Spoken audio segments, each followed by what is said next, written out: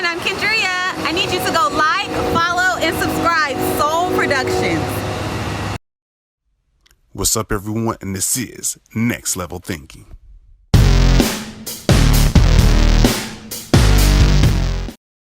What's up, everyone? It's ready for another great day, and it's your host, Chris, on for another episode of Next Level Thinking, and I have my guest back by the name of Jason Lee. What's up, man? You doing okay today? We're doing fantastic. So we got to go ahead with the continuation.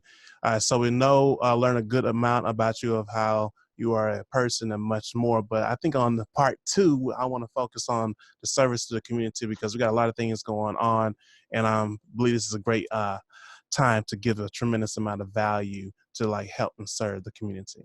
Amen. Well, I appreciate again the opportunity, and I especially appreciate your mission. Right, I think you've got a phenomenal mission that's inspiring, and your desire to bring people together and share relevant information to lift others up is what it's all about, man. So I think right now, specific to what you just described with serving, or in the serving environment, one thing that we've been saying inside, I'm a member of an organization called Vistage, and we've been talking using the term serve to sell, right? You got to serve before you can sell, and establish relationships. And in today's, what I believe is going to be a very crowded virtual and social media marketplace, you're going to have to figure out ways to differentiate yourself, because just in the last 2 weeks, the amount of video and content and people that, frankly, in my opinion, are doing it wrong, are attacking the social media space, pitching their goods and their products and their services.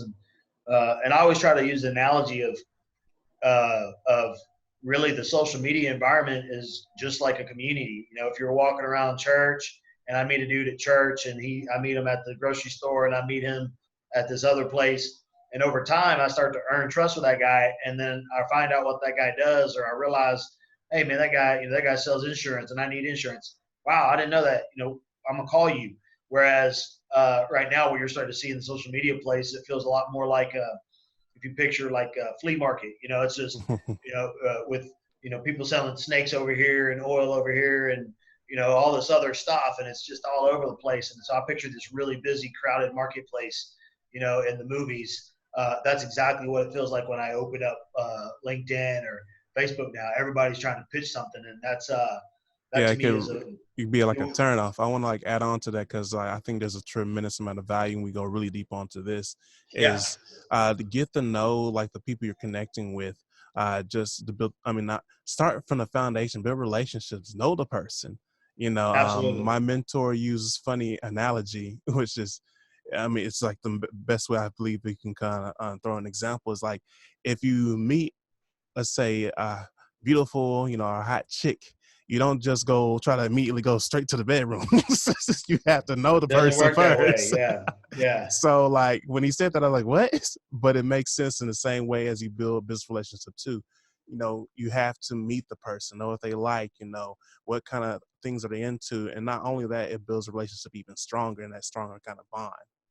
Absolutely. And so I actually took kind of a hiatus for about a week from most things, right? Really introspectively trying to think about how I was going to try to bring value, modify the message to acquire new clients while still delivering service, and eliminate some of the noise. And God gave me the craziest thought of something I'm going to try. And again, I haven't figured it out yet, but I'm going to kind of resonate on this deliver of service, right? How do you bring value and deliver service? I'm actually pulling all of my friends, whether they are in direct sales, real estate, whatever, people are going to be looking for, they use the term side hustle, right? Well, I know that if I ask a question about side hustle, I'm going to have a million people slide up in my inbox, and I'm just going to get blown away. I'm not going to know what it is. And if I ask a question, hey, I'm looking for extra work, all of a sudden my inbox is flooded with people trying to pitch me on their deal. And we live in a world where people like transparency and clarity. They want to make their own informed decisions. Mm-hmm. So I just am about to start a YouTube channel that's housed solely for the idea where I can go and bring people who I believe have good moral compass, quality value, let them come on and give a 15-minute Q&A session about the value of their service. How does that side hustle help? How does it serve? But the one rule is people can come to this page for information, but you're not allowed to sell from it, right? Mhm. Let a person come in and pick 4 different side hustles that they might be intrigued in. Let them hear about it, let them understand it, and then they can reach out to the person to ask questions. And so the idea is to create an environment where people can just go to get info. I'm a connector by design, so my goal is to, fill that thing up with 40, 50 of my great close personal friends, from tax lawyers to business lawyers to people who can come in and give a quick talking point and tell a story that people can then reference and make an educated decision for themselves in a non-intrusive or aggressive environment. Yep. So Nah, that's one example, right? Or if you think about another good way to sell, right, is if you're pushing through social media channels, man. One of my mentors uses the term, it pays to just be curious. If you just eliminate what it is, if like, for example, you're a very curious individual. That's why you're always reaching out, trying to grow your brand. That's going to lead to your success, because Chris is not interested in growing his brand to sell stuff or do whatever Chris is going to do. He asks good, genuine questions because he wants to know. So that's a phenomenal thing. So if I go into any conversation with the idea that says I'm going to reach out to 100 new people on LinkedIn today, not because I intend to sell them something, because I'm curious. How are you handling this? How are you dealing with this? What's your business feel like today? What's different about it going forward? I really want to know. And then fantastic. If I happen to add value somewhere, even better, right? But if mhm. not, who knows what that might lead to? A ministry opportunity, an opportunity for service, connection for somebody else. It's back to that mayor thing that I talked about on our first show. If you're really going to be the mayor, you got to care about the people in your city. You can't, Exactly. And and you you hit can't. Go And you ahead. hit spot on when you were talking about LinkedIn, because like, of course, I have my own business. I do sales and much more, but I don't go in as like, the rapid kind of fire. Because the first thing that comes to mind is like, how can I give a tremendous amount of value to this person who knows nothing about me? So of course you gotta like, have a good first impression with the profile and all that, but I'm trying to think of ways to give them value. So of course you have this where they have an opportunity to express themselves, give value on my audience and to theirs as well.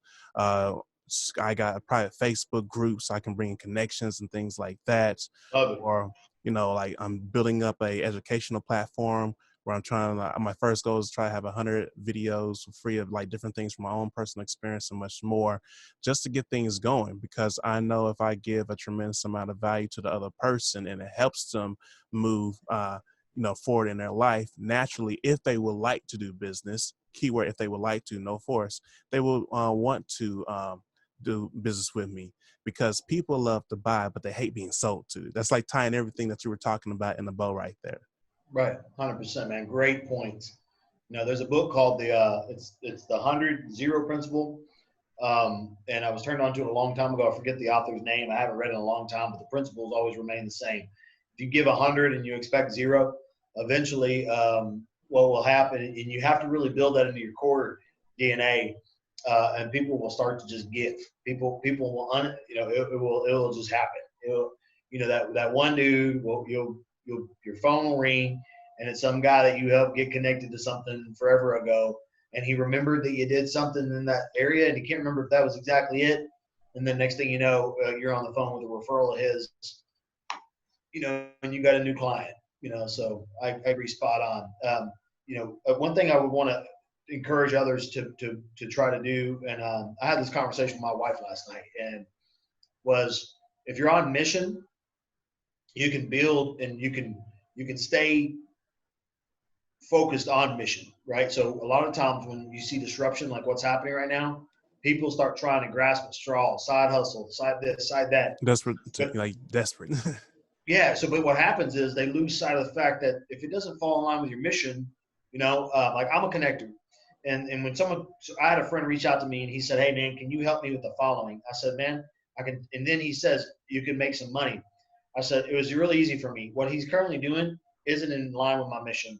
So the amount of energy and time, because he's my friend, I'm going to help connect him to people who I said, I will give you an hour of focused energy that I will write down and make a list of people, and I will make an introduction, not because I don't want to help you, and I appreciate the idea of making money, but it's not in line with my mission.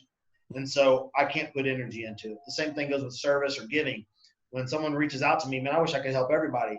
But if it doesn't fall in alignment with, whether, there's a certain level of ministry that I'm focused in that aligns with my business, and it kind of evolves around my life or my life mission.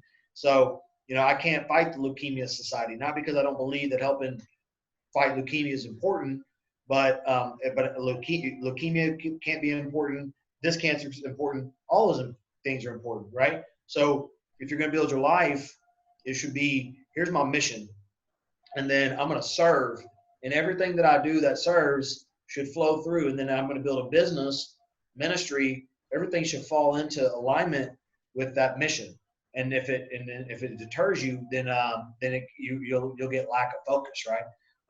And if you really are going into the world with a desire to make a difference, even if you're attempting to be impactful and make a difference, if you're spread too thin and you're not laser focused on what gets you the result, you won't be able to help as many people as you want, right? If that makes sense.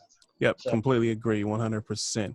And it's all, I'm going to use another kind of example from my mentors, like you planting your harvest, you got to plant different seeds, and, and watch them grow.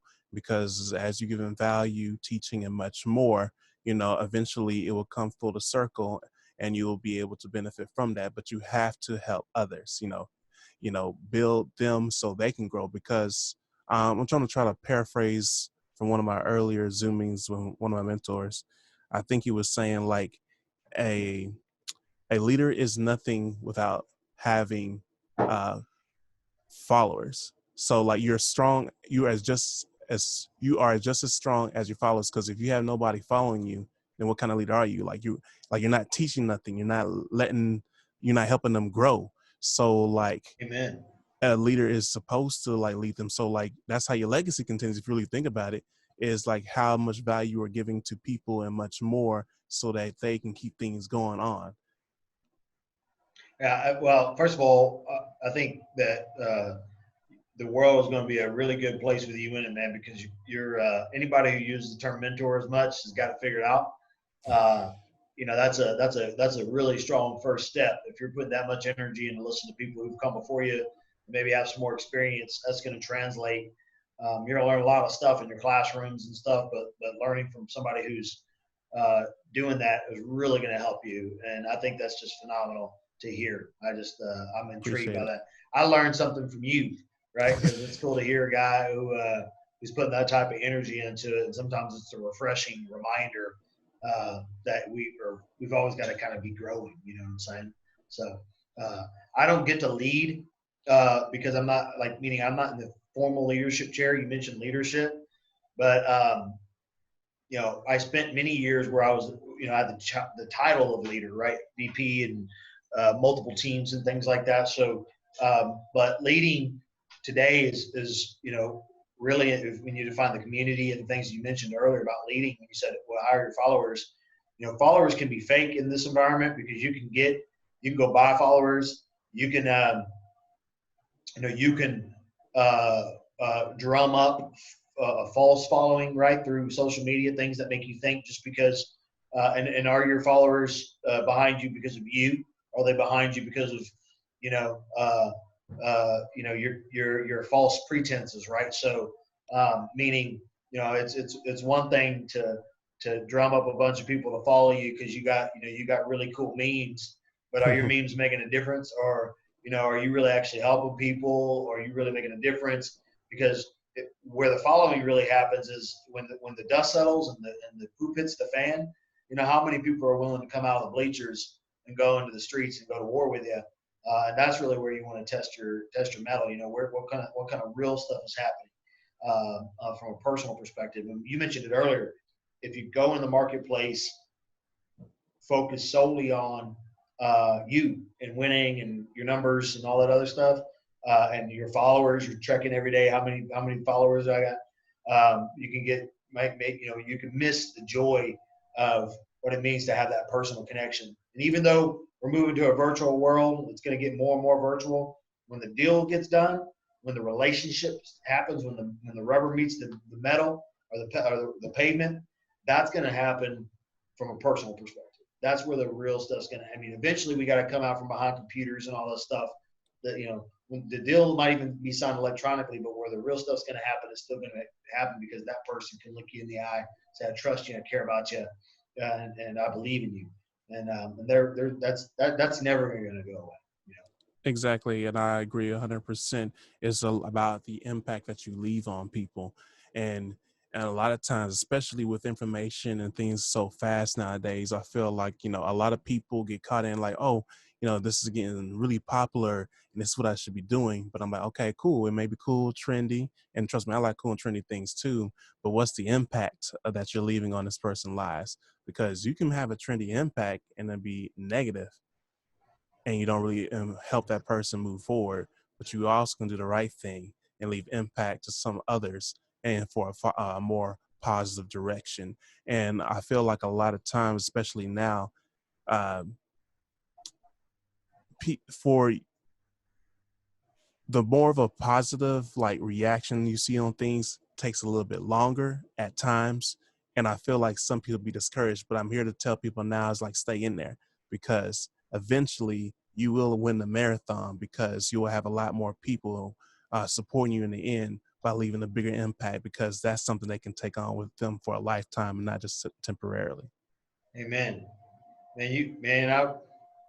I wish I could go back in time and hang out with you at the same age because, man, I'd be further along in life than I am right now. That's for sure because you're figuring out a lot quicker than I was. So And I'm that's just for sure. learning, reading, listening. That's all. I mean, I'm gonna be listening all my life. Yeah, that's good, man. Listen, that's a good habit, Yeah, it's hard. It's when I'm usually on the driver's seat in our podcast and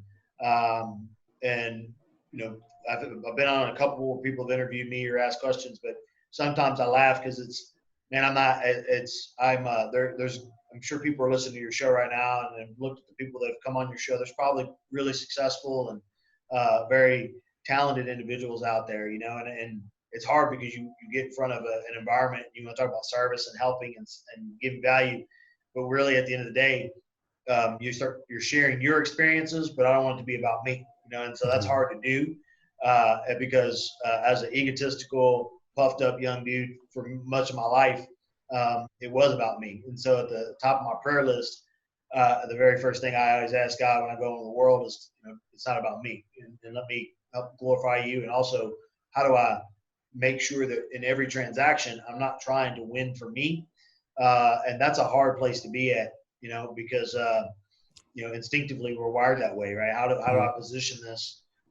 Being a little nerdy kid, getting beat up when I was a kid all the time, I had to figure out how to position myself with the chips in my favor if I was going to win. And now it's like I have to rewire myself, and I have been the last 5 years. How do I rewire myself? I want to use my gifts, but I don't want them to. I never want to teeter in selfishness or anything like that, man. Because once it consumes you, man, you can start to live for the wrong reasons, And again, I tell my wife, I said, I'm not in control of the success that I have. I am in control of all the work, the energy that I have, and the integrity that I can try to bring into the world. And so listening to you say those things about what you were referencing about leadership and even listening and growing, that's really to me where we've got to go as individuals. You have to be willing to push your agenda out and put other people's in its place, and then eventually your agenda will come to light and it'll win. But you always got to make sure you put it on the back burner. It's hard to do as a salesperson or as a leader because we work really hard to have skills. Exactly. Right? Yeah, it's like you work really, really hard in the quarterback's room, and then naturally you want to play quarterback. But the reality is, you look at the quarterbacks that are winning just because they got everybody involved, or you look at the point guards that are winning. You look at the LeBron James of the world, or you look at the Michael Jordans of the world, the guys that were they step on. Forgot the name of his book, but he talks about the cleaners and the closers. He was the guy that was the coach for. Or the trainer for Michael Jordan, but when he talked about the next level of leadership or that next level of game changer, the Kobe's. Those are the people who they could ice the game and they could close it and finish it. But the reality is they also knew how to take that one guy that was previously an okay guy and make him the best Great. guy. That's really what you see, right? It's so, I mean, heck, whether you're a LeBron fan or not, I'm a fan of LeBron, but the reality is what he's done and what he would do when he went into like a Cleveland Cavaliers environment. I mean, that dude just put it on his shoulders. But what you did see was not 70-point games. You saw games where dudes on the average Joes were, their points per game went up, every single one of them, right? And that's a beautiful testament to leadership. A guy that goes out and leads and is service first. Exactly. And I want to I had to write this down before I forget it. But a leader can come in so many different forms. And we were talking about all this is a great amount of perspective and much more, and impacting others, and, being able to make someone who's average into great because of your leadership and the energy you bring. But I want to remind the audience that everybody can be a leader, from fathers, mothers, your teacher, your coaches, the manager, and much more. Never forget that someone's watching you at the end of the day. You may be in your journey of approaching to your dream, and you may have little kids watching you progress. So never stop and never think nobody's watching, because somebody is. So you're making an impact on somebody else. So make sure you leave a good lasting impact. And what I just wrote down is your environment is everything too, because I definitely didn't want to forget about this, because always position yourself around great like-minded people to help you keep going, keep yourself accountable, and much more. It's like that old saying, you are your average of your five, So if you're constantly hanging around people that's influencing you, helping you motivate and to encourage you to do even better, you're going to be the average of that. But if you are constantly around negativity and much more just sucking and draining the life out of you, you're going to be at that. So as you progress in your life, leadership and all that, make sure you have people around you to keep you accountable, because we all need to hear some supporting words to keep us going at the end of the day, because we all face challenges. Man, it's genius. Yeah, you got to lift up your circle around yourself. I laugh because I got my wife. I always tell her, she doesn't know about the previous Jason Lee, but back in the day when I was acting a little silly, there's Jason, which is who I am today. There's Jay Lee from back in the day, and then there was Jay Leezy, which is that's what happened when it was like after 12 o'clock at midnight. Like the movie Gremlins, Jay Leezy would come out, and so I still got some friends on my Jay Leezy list, and we stay in contact with text and everything. But to your point, I've had to remove myself from a lot of the interactions on one-on-ones and time spent, unless it's in a group where I'm still surrounded by individuals that can keep me clean and focused on the right things, So very smart, wise words, my friend. Like I said, just keep listening, and that's just pretty much part of your growth. People that you grow up in the beginning is probably just for a season or just that moment in life. And then when you get to that next level or next point in your life, that naturally, they're going to have to fall off where they did their, what they're supposed to. And then it's ready for you to connect to the next person or the next organization or group. And that's something that I had to learn. I mean, we all learn this, is you have to keep moving forward, because you may have a big goal. And I feel like a lot of times people like, why can't I reach? And I'm like, because you're still holding on something that need to be let go. And that's like a learning lesson that I think we all need to do to keep progressing towards like the things that we want. I love that. Yeah, man, that's very valuable information. I think I think you hit the nail on the head. I think one thing with that accountability group that you just described is that we're all walking into a very challenging time.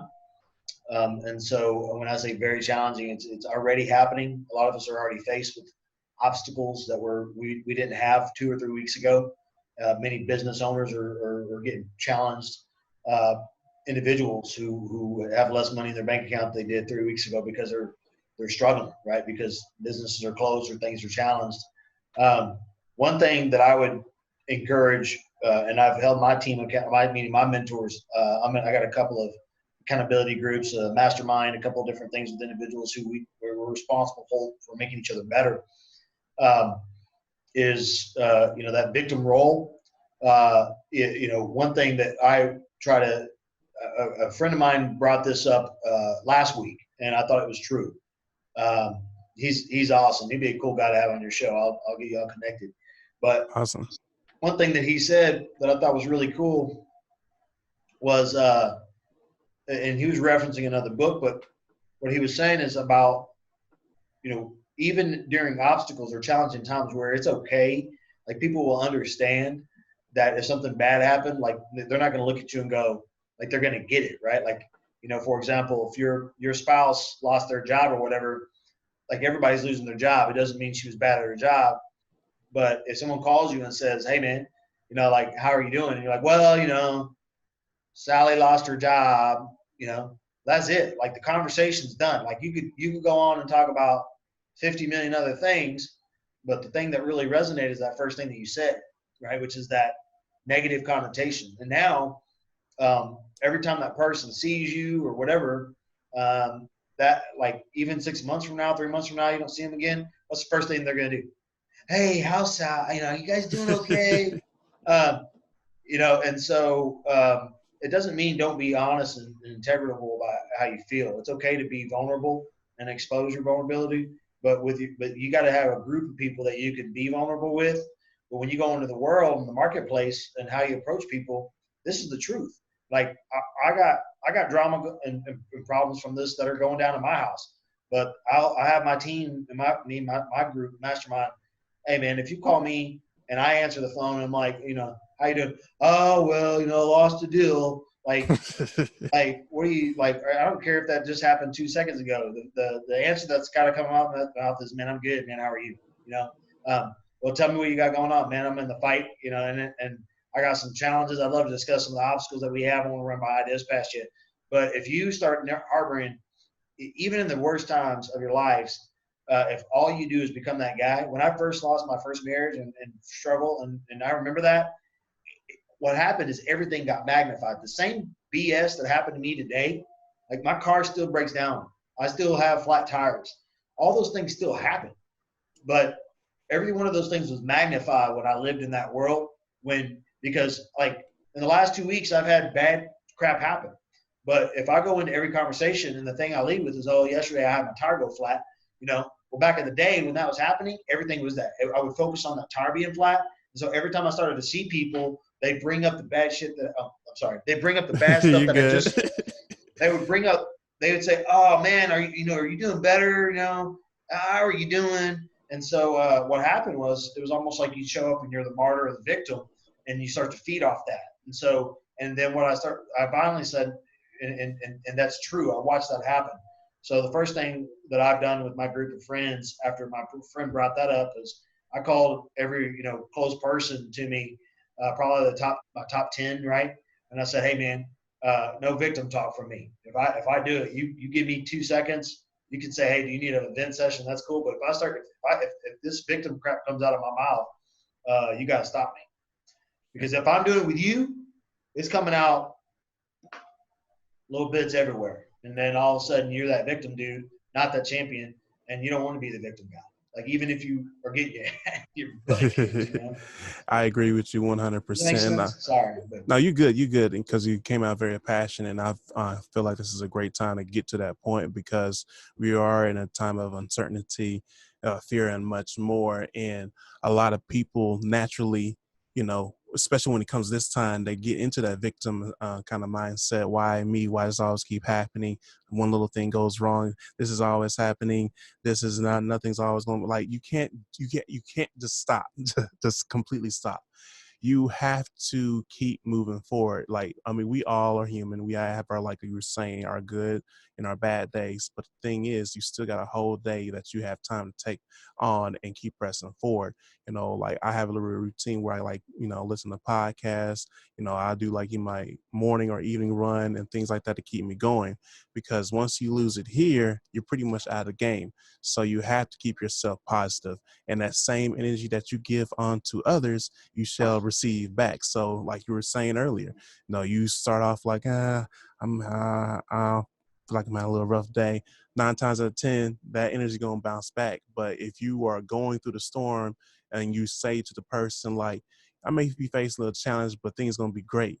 So let's think of brainstorm some ways where we can make this day even better, or like, uplift us both and things like that. It's a different kind of energy you're throwing out. Of course, you acknowledged it, but you're also saying, I'm not gonna let that, stop me, which can also be very encouraging for them because they may have been facing something, and you just saying that and not allowing that to down you may encourage them to be like, okay, I can overcome my challenges as well. So it's all about energy. Energy is everything. It's just like, even like you can be in a happy mood and then, go around other people and you don't want to be that person. Like everybody's happy and how, and some like, hey, what's up? You just drag the whole group energy down. You don't want to be that person. So keep thriving. We're going through a tough time, but things will get better. So like take on any kind of challenges and fear head on. Amen, dude. Love it. Nice. So what other, I feel like we've presented a good amount of value already. So we'll probably like want to wrap things up because I know we already had part 1 and we already put like a Sounds bunch good of to me, man. a good load here. on this one Yeah. too. So we just gonna we giving everybody all kinds of homework to kind of study and much more, which is good because you want people to grow. But closing things up, what would be something that you want to leave with the audience to keep them going through this time of difficulty, to keep them going? Wow. Man, I would say this, master your emotions. As you go into the world, the first thing you have to do is you have to look at, and this came to me from reading Og Mandino's book, The Greatest Salesman in the World, but it's got a very spiritual undertone to it, and it's really not about sales. It's about part of that, and part of that was mastering your emotions. And so it's okay to when if your spouse is being, or your loved one's being short with you, man, give them grace, right? Understand, to master your emotions, you've got to understand their emotions. So when you call on somebody and they're tripping and they blow you out, understand that's going to happen. You don't know what they're going through, so don't take it personal. If your boss is short with you or and is wrong with you, that's okay. That if you're on hold for 3 hours because you're trying to get questions about a check that you're supposed to try to get from the government, and that person isn't helpful, you don't know how many of those calls they'd had that day about people who were getting their lives crushed. So you can't control 99% of the stuff that's going to be going on over the next few months, but you can control your emotions. You can control how you perceive it and then how you choose to manage it. And so we're gifted each day. And so learning to master your emotions, not, the old saying, this too shall pass. So don't let your highs be too high and your lows be too low, man. Just got to kind of get in the middle. And of course, the last thing is if at any point in time you're you're in the fight and you feel like you're doing it alone, understand that you don't have to do it alone. There's a higher power that's there to help carry you through all this. And if you were to go out and seek that, trust me, you'll realize it's a lot easier to do life with that as your priority. So I think that'd be the last thing that I want people to know. So. Awesome. That's a great way to close it out. I'm over here taking notes. Master your emotions. I feel like a whole book title or something like that. That may be a series. You may want to roll with that. You might want to do that. Yeah. Well, I want to thank you, man. I'm so inspired, and my heart just feels with joy with guys and just people in general, right? Who are just out trying to do right. That aren't in the bleachers. They're out in the field, And so it's just cool to see, man. I'm inspired by you, bro. Much appreciated, man. So we're going to go ahead and wrap things up as we provide you a package of 2 episodes of this one. But, that's what it's all about, giving tremendous amount of value so that you can grow and take your life to the next level. So closing this out, it's your host, Chris Holm, and I have my special guest by the name of Jason Lee.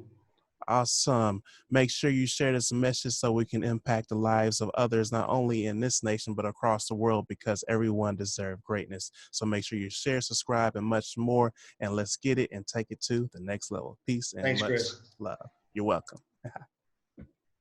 Awesome. other way. I would